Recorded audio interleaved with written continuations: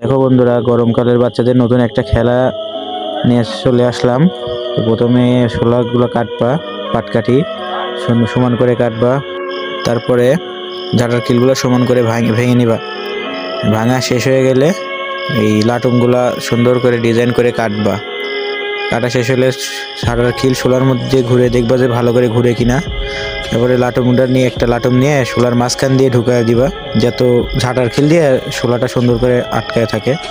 তারপরে মাঝখান দিয়ে ঢুকায় লাটুম দুইটা দুই পাশে লাগাই দিবা। তারপরে বেলেট দিয়ে একটু কাটে নিবা যাতে মাটির সাথে না লাগে।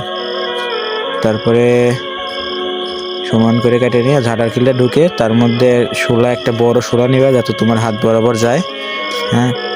এটা শোলা নিয়ে ঢুকাই দিবা। ঠিক হয়ে গেল একটা খেলনা। এখন তুমি এটা দিয়ে খেলতে পারো। তো এই যে খেলা শুরু হয়ে গেছে, লাইক দিও একটা।